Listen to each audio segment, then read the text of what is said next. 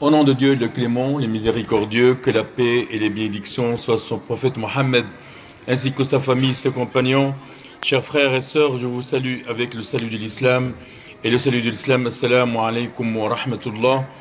Ce jour, c'est le jour de la réjouissance, c'est la fête du sacrifice. L'Aïd a été prescrit, la fête a été prescrite pour la réalisation des objectifs dont on va vous présenter. Dieu est grand, Allahu Akbar, Allahu Akbar, Allahu Akbar. Il n'y a de Dieu sinon Dieu lui-même. Chers frères et sœurs, sachez que l'Aïd a des finalités et qu'un musulman et une musulmane doivent les connaître afin de les répéter en connaissance de cause. À travers ce sermon, nous citerons quelques-unes de ces finalités. Le premier élément, chaque nation a une fête qui lui revient à un jour bien connu. Parmi les fêtes, il y a celles qui émanent et découlent d'idées humaines innovantes qui sont loin de la révélation divine. Et ce sont des fêtes non islamiques. Quant à l'Aïd al-Adha, la fête du sacrifice, la fête de rupture de jeûne, Aïd al-Fitr, Dieu les a légiférés pour la nation de l'islam après un pilier. Après la fête du sacrifice, il est venu après la fin du pèlerinage, et la fête de rupture de jeûne, il est venu après le mois de jeûne du mois de Ramadan. Le Tout-Puissant a dit, pour chaque nation, nous avons établi un rituel. Ibn Abbas a dit dans son exégèse, c'est la fête. Le deuxième élément, les objectifs de croyance de la fête. Parmi les principaux objectifs de la Aïd, élever le statut de la croyance et la proclamer dans les rues et sur les places pour que le monde entier sache qu'il n'y a de Dieu sinon Dieu lui-même, qui n'a pas d'associé. À lui appartient le royaume et la louange, et qu'il a le pouvoir absolu sur toute chose. Le troisième élément, chers frères et sœurs, les buts de la fête, il y a des buts. Le premier but, c'est un but social.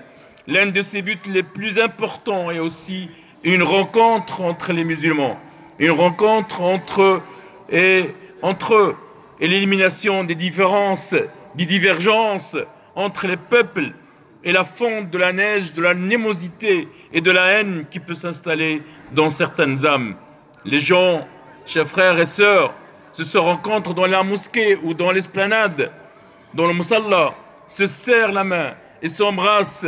Certains d'entre eux se félicitent pour la fête et prient les uns pour les autres une bonne santé, la sécurité de la foi et la permanence de réconfort.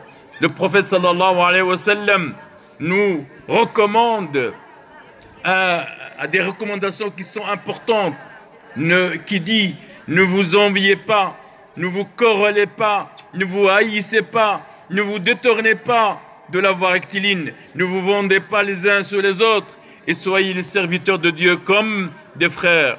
Et enfin, le quatrième élément, atteindre l'affection et l'amour parmi les musulmans en les félicitant, en apprenant à se connaître et en s'approchant, en vivre ensemble avec les cœurs.